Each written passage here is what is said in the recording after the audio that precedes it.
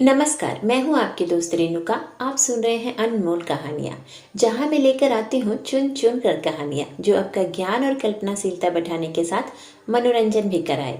आज की कहानी है बासी भात में खुदा का साझा। शाम को जब दीनानाथ ने घर आकर गौरी से कहा कि मुझे कार्यालय में 50 रुपये की नौकरी मिल गई है, तो गौरी खुशी के मारे उछल पड़ी। देवताओं में उसकी आस्था और भी दृढ़ हो गई। इधर 1 साल से बुरा हाल था, न कोई रोजी न रोजगार। घर में जो थोड़े बहुत गहने थे वह बिक चुके थे। मकान का किराया सिर पर चढ़ा हुआ था। जिन मित्रों से कर्ज मिल सकता था सबसे ले चुके थे। साल भर का बच्चा दूध पीने के लिए बिखल रहा था। एक वक्त का भोजन मिलता तो दूसरे जून की चिंता होती। तकाजों के मारे बेचारे दीननाथ को घर से निकलना मुश्किल था। घर से निकला नहीं कि चारों ओर से चित्कार मच जाती। वाह बाबूजी वाह, 2 दिन का वादा करके ले गए और आज 2 महीने से सूरत नहीं दिखाई। भाई साहब, यह तो अच्छी बात नहीं। आपको अपनी जरूरत का ख्याल है मगर दूसरों की जरूरत का जरा भी ख्याल नहीं। इसीलिए कहा गया है, दुश्मन को कर्ज दे दो, दोस्त को कभी मत दो। दीनानाथ को ये वाक्य तीर के समान लगते। उसका जी चाहता कि जीवन का अंत कर डाले, लेकिन बेजबान पत्नी और अबोध बच्चे का मुंह देखकर कलेजा थाम कर रह जाता। लेकिन आज भगवान ने उस पर दया की और संकट के दिन कट गए। गौरी ने प्रसन्न होकर कहा, मैं कहती थी कि नहीं, भगवान सबकी सुधि लेते हैं और एक न एक दिन हमारी भी सुधि लेंगे, लेकिन आपको विश्वास ही नहीं आया था। बोलो, अब तो भगवान की दयालुता के कायल हुए। दीनानाथ ने हठधर्मी करते हुए कहा, यह मेरी दौड़ धूप का नतीजा है। इसमें भगवान की क्या दयालुता। भगवान को तो तब जानता जब कहीं से छप्पर फाड़ कर भेज देते, परंतु मुंह से चाहे कुछ कहे, ईश्वर के प्रति दीनानाथ के मन में श्रद्धा उदय हो गई थी। दीनानाथ का मालिक बड़ा ही रूखा आदमी था और काम में बड़ा चुस्त। उसकी उम्र 50 के लगभग थी और स्वास्थ्य भी अच्छा न था। फिर भी वह कार्यालय में सबसे ज्यादा काम करता। मजाल न थी कि कोई आदमी 1 मिनट की भी देर करे या 1 मिनट भी समय से पहले चला जाए। बीच में 15 मिनट की छुट्टी मिलती थी, जिसमें जिसका जी चाहे पान खा ले या सिगरेट पी ले या जलपान कर ले। इसके अलावा 1 मिनट का भी अवकाश नहीं मिलता था। वेतन पहली तारीख को मिल जाता था। उत्सवों में भी दफ्तर बंद रहता और नियत समय के बाद कभी काम न लिया जाता था। सभी कर्मचारियों को बोनस मिलता था और प्रोविडेंट फंड की भी सुविधा थी। फिर भी कोई आदमी खुश न था। काम या समय की पाबंदी की किसी को शिकायत न थी। शिकायत थी सिर्फ मालिक के शुष्क व्यवहार की। कितना ही जी लगाकर काम करो, कितना ही प्राण दे दो, लेकिन उसके बदले धन्यवाद का एक शब्द भी न मिलता था। कर्मचारियों में और कोई संतुष्ट हो या न हो, पर दीनानाथ को मालिक से कोई शिकायत न थी। वह घुर्कियां और फटकार पाकर भी शायद उतने ही परिश्रम से काम करता था। साल भर में उसने कर्ज चुका दिए और कुछ संचय भी कर लिया। वह उन लोगों में से था जो थोड़े में ही संतुष्ट रह सकते हैं, अगर नियमित रूप से मिल जाए। 1 रुपया भी किसी खास काम में खर्च करना पड़ता तो दोनों दंपति में घंटों सलाह होता और बड़े झाव झाव के बाद कहीं मंजूरी मिलती थी। बिल गौरी की तरफ से पेश होता तो गौरी उसकी कड़ी आलोचना करती। बिल को पास करा लेना प्रस्तावक की जोरदार वकालत पर मुनहसर था। सर्टिफाई करने वाले कोई तीसरी शक्ति वहां न थी। दीनानाथ अब पक्का आस्तिक हो गया था। ईश्वर की दया या न्याय में अब उसे कोई शंका नहीं थी। नित्य संध्या करता और नियमित रूप से गीता का पाठ करता। एक दिन उसके एक नास्तिक मित्र ने जब ईश्वर की निंदा की तो उसने कहा, भाई, इसका तो आज तक निश्चय नहीं हो सका ईश्वर है या नहीं। दोनों पक्षों के पास इस्पात की सी दलीलें मौजूद हैं, लेकिन मेरे विस्तार में नास्तिक रहने से आस्तिक रहना कहीं अच्छा है। अगर ईश्वर की सत्ता है तब तो नास्तिकों को नरक के सिवा कहीं ठिकाना नहीं। आस्तिक के दोनों हाथों में लड्डू है। ईश्वर है तो पूछता ही क्या, नहीं है तब भी क्या बिगड़ता है। 2-4 मिनट का समय ही तो जाता है। नास्तिक मित्र इस दो रुखे बात पर मुंह बिचकाकर चल दिए। एक दिन जब दीनानाथ शाम को दफ्तर से चलने लगा तो मालिक ने उसे अपने कमरे में बुलाया और खातिर से उसे कुर्सी पर बैठाकर बोला, तुम्हें यहाँ काम करते हुए कितने दिन हो गए? साल भर तो हो ही गया होगा। दीनानाथ ने नम्रता से कहा, जी हाँ, 13वां महीना चल रहा है। मालिक, आराम से बैठो। क्या इस समय घर पर बैठकर जलपान करते हो? दीनानाथ, जी नहीं, मैं जलपान का आदी नहीं। मालिक, पान वान तो खाते ही होगे, जवान आदमी होकर अभी से इतना संयम। यह कहकर उसने घंटी बजाई और अर्दली से पान और कुछ मिठाइयां लाने को कहा। दीनानाथ को शंका हो रही थी, आज इतनी खातिरदारी क्यों हो रही है? कहाँ तो सलाम भी नहीं लेते थे, कहाँ आज मिठाई और पान सभी कुछ मंगाया जा रहा है। मालूम होता है मेरे काम से खुश हो गए हैं। इस ख्याल से उसे कुछ आत्मविश्वास हुआ और ईश्वर की याद आ गई। अवश्य परमात्मा सर्वदर्शी और न्यायकारी है, नहीं तो मुझे कौन पूछता है। इतने में अर्दली मिठाई और पान ले आया। दीनानाथ आग्रह से विवश होकर मिठाई खाने लगा। मालिक ने मुस्कुराते हुए कहा, तुमने मुझे बहुत रूखा पाया होगा। बात यह है कि हमारे यहाँ अभी तक लोगों को अपनी जिम्मेदारी का इतना कम ज्ञान है कि अफसर जरा भी नर्म पड़ जाए तो लोग उसकी शराफत का अनुचित लाभ उठाने लगते हैं और काम खराब होने लगता है। कुछ ऐसे भाग्यशाली हैं जो नौकरों से हेल मेल भी रखते हैं, उनसे हंसते बोलते भी हैं, फिर भी नौकर नहीं बिगड़ते, बल्कि और भी दिल लगाकर काम करते हैं। मुझ में यह कला नहीं है, इसलिए मैं अपने आदमियों से कुछ अलग रहना ही अच्छा समझता हूँ और अब तक मुझे इस नीति से कोई हानि भी नहीं हुई। लेकिन मैं आदमियों का रंग ढंग देखता रहता हूँ और सबको परखता रहता हूँ। मैंने तुम्हारे विषय में जो मत स्थिर किया है वह यह है कि तुम वफादार हो और मैं तुम्हारे ऊपर विश्वास कर सकता हूँ। इसलिए मैं तुम्हें ज्यादा जिम्मेदारी का काम देना चाहता हूँ, जहाँ तुम्हें खुद बहुत कम काम करना पड़ेगा लेकिन निगरानी करनी पड़ेगी। तुम्हारे वेतन में 50 रुपये की तरक्की हो जाएगी। मुझे विश्वास है कि तुमने अब तक जितनी तनदेही से काम किया है उससे भी ज्यादा तनदेही से आगे करोगे। यह सुनकर दीनानाथ की आंखों में आंसू भर आए और कंठ की मिठाई कुछ नमकीन हो गई। जी में आया मालिक के चरणों पर सिर रख दे और कहे, आपकी सेवा के लिए मेरी जान हाजिर है। आपने मेरा जो सम्मान बढ़ाया है मैं उसे निभाने में कोई कसर नहीं छोड़ूंगा। सेठ जी ने एक मोटा सा लेजर निकालते हुए कहा, मैं एक ऐसे काम में तुम्हारी मदद चाहता हूँ जिस पर इस कार्यालय का सारा भविष्य टिका हुआ है।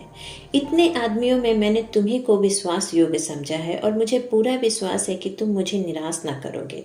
यह पिछले साल का लेजर है और इसमें कुछ ऐसी रकमें दर्ज हो गई हैं जिनके अनुसार कंपनी को कई हजार लाभ होता है, लेकिन तुम जानते हो हम कई महीनों से घाटे पर काम कर रहे हैं। जिस क्लर्क ने यह लेजर लिखा था उसकी लिखावट तुम्हारी लिखावट से बिल्कुल मिलती है।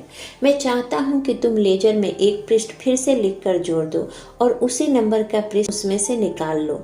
मैंने पृष्ठ का नंबर छपवा लिया है, एक दफ्तरी भी ठीक कर लिया है जो रात भर में लेजर की जिल्द साजी कर देगा। किसी को पता न चलेगा। जरूरत सिर्फ यह है कि तुम अपनी कलम से उस पृष्ठ की नकल कर दो। दीनानाथ शंका से बोला, जब उस पृष्ठ की नकल ही करनी है तो उसे निकालने की क्या जरूरत है? सेठ जी हंसते हुए बोले, तो क्या तुम समझते हो उस पृष्ठ की हूबहू नकल करनी होगी? मैं कुछ रकमों में परिवर्तन कर दूंगा। मैं तुम्हें विश्वास दिलाता हूँ कि मैं केवल कार्यालय की भलाई के ख्याल से कार्रवाई कर रहा हूँ। अगर यह रद्दो बदल न किया गया तो कार्यालय के 100 आदमियों की जीविका में बाधा पड़ जाएगी। इसमें कुछ सोच विचार करने की जरूरत नहीं, केवल आधे घंटे का काम है। तुम बहुत तेज लिखते हो। दीनानाथ के सामने यह बड़ी कठिन समस्या थी। स्पष्ट था कि उसे जाल बनाने को कहा जा रहा था।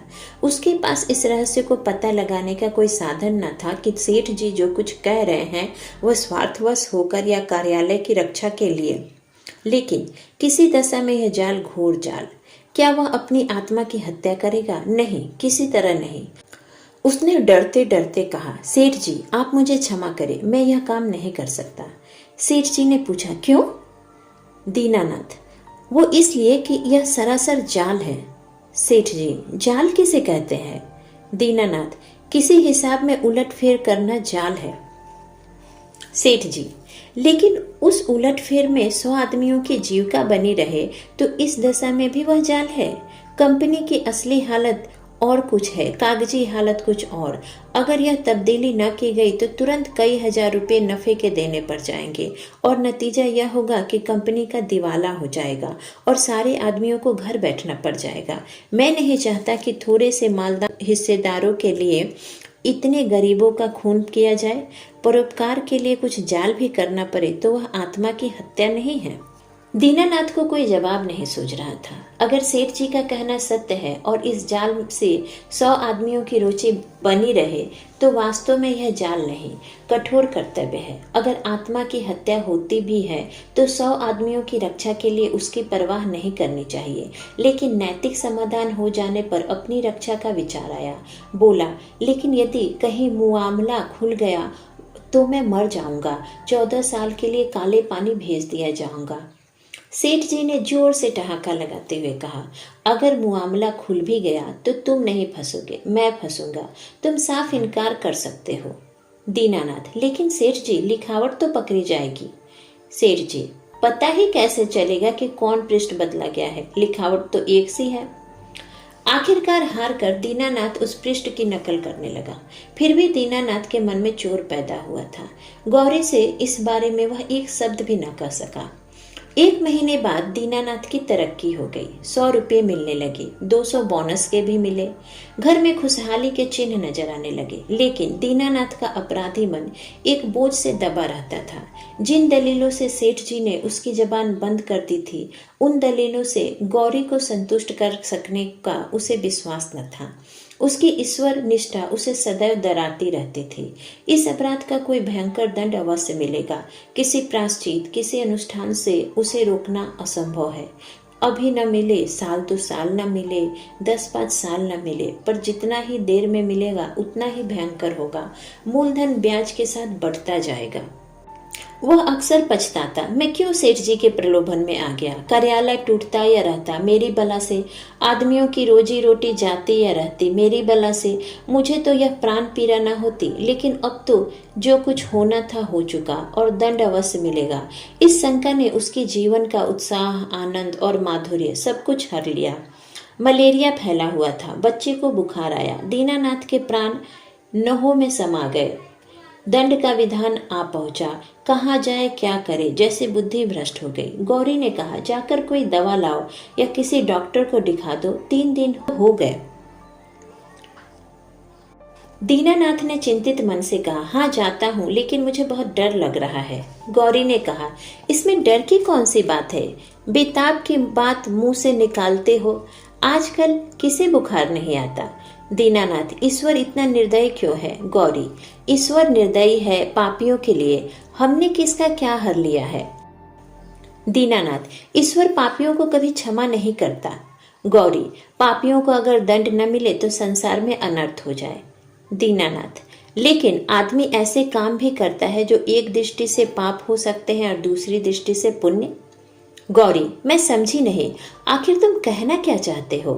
दीनानाथ, मान लो मेरे झूठ बोलने से किसी की जान बचती हो तो क्या वह पाप है? गौरी, मैं तो समझती हूँ ऐसा झूठ पुण्य है।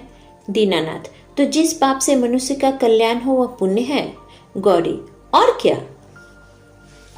दीनानाथ की अमंगल शंका थोड़ी देर के लिए दूर हो गई। डॉक्टर को बुला लाया, इलाज शुरू किया। बालक 1 सप्ताह में चंगा हो गया, लेकिन कुछ ही दिन बाद वह खुद बीमार पड़ गया।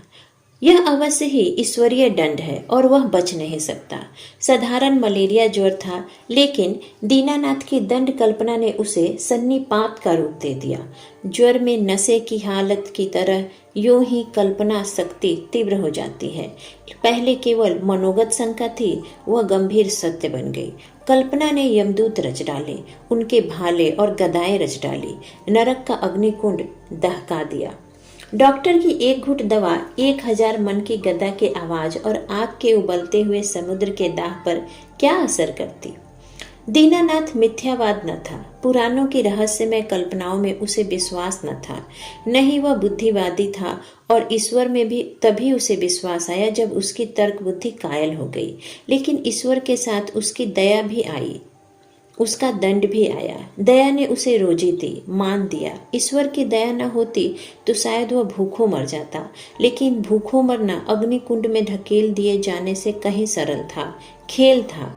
दंड भावना जन्म जन्मांतरों के संस्कार से ऐसी बद्धमूल हो गई थी मानो उसकी बुद्धि का, उसकी आत्मा का एक अंग हो गई थी।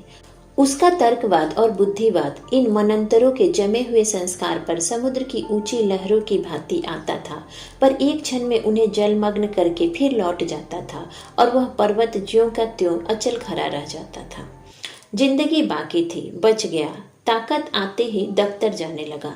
एक दिन गौरी बोली, जिन दिनों तुम बीमार थे और एक दिन तुम्हारी हालत बहुत नाजुक हो गई थी तो मैंने भगवान से कहा था कि वह अच्छे हो जाएंगे तो 50 ब्राह्मणों को भोजन कराऊंगी। दूसरे ही दिन से तुम्हारी हालत सुधरने लगी। ईश्वर ने मेरी प्रार्थना सुन ली। उसकी दया न हो जाती तो मुझे कहीं मांगे भीख न मिलती। आज बाजार से सामान ले आओ तो मनौती पूरी कर दूं। 50 ब्राह्मण नेवते जाएंगे तो 100 अवश्य आएंगे। 50 कंगले भी समझ लो और मित्रों में 20-25 निकल ही आएंगे। 200 आदमियों का डॉल है। मैं सामग्रियों की सूची लिखे देती हूँ। दीनानाथ ने माथा सिकोड़ कर कहा, तुम समझती हो मैं भगवान की दया से अच्छा हुआ? गौरी, और कैसे अच्छे हुए? दीनानाथ, अच्छा हुआ इसलिए कि जिंदगी बाकी थी। गौरी, ऐसी बातें न करो, मनौती तो पूरी करनी ही होगी। दीनानाथ, हरगिज नहीं, मैं भगवान की दयालुता नहीं समझता। गौरी, और क्या भगवान निर्दयी है? दीनानाथ, उनसे बड़ा निर्दयी कोई संसार में न होगा, जो अपने रचे हुए खिलौनों को उनकी भूलों और बेवकूफियों की सजा अग्नि कुंड में ढकेल कर दे। वह भगवान दयालु नहीं हो सकता। भगवान जितना दयालु है उससे असंख्य गुना निर्दयी है, और ऐसे भगवान की कल्पना से मुझे घृणा होती है। प्रेम सबसे बड़ी शक्ति कही गई है। विचारवानों ने प्रेम को ही जीवन की ओर संसार की सबसे बड़ी विभूति मानी है। व्यवहार में न सही, आदर्श में प्रेम ही हमारे जीवन का सत्य है। मगर तुम्हारा ईश्वर दंड भय से सृष्टि का संचालन करता है, फिर उसमें और मनुष्य में क्या फर्क हुआ? ऐसे ईश्वर की उपासना मैं नहीं करना चाहता, नहीं कर सकता। जो मोटे हैं उनके लिए ईश्वर दयालु होगा, क्योंकि वे दुनिया को लूटते। हम जैसों को तो ईश्वर की दया कहीं नजर नहीं आती। हाँ, भय पग पग पर घरा घूरा करता है। यह मत करो नहीं तो ईश्वर दंड देगा, वह मत करो नहीं तो ईश्वर दंड देगा। प्रेम से शासन करना मानवता है, आतंक से शासन करना बर्बरता है। आतंकवादी ईश्वर से तो ईश्वर का न रहना ही अच्छा है। उसे हृदय से निकालकर मैं उसकी दया और दंड दोनों से मुक्त हो जाना चाहता हूँ। एक कठोर दंड बरसों के प्रेम को मिट्टी में मिला देता है। मैं तुम्हारे ऊपर बराबर जान देता रहता हूँ, लेकिन किसी दिन डंडा लेकर पीट चलूं तो तुम मेरी सूरत न देखोगी। ऐसे आतंकमय दंडमय जीवन के लिए मैं ईश्वर का एहसान नहीं लेना चाहता।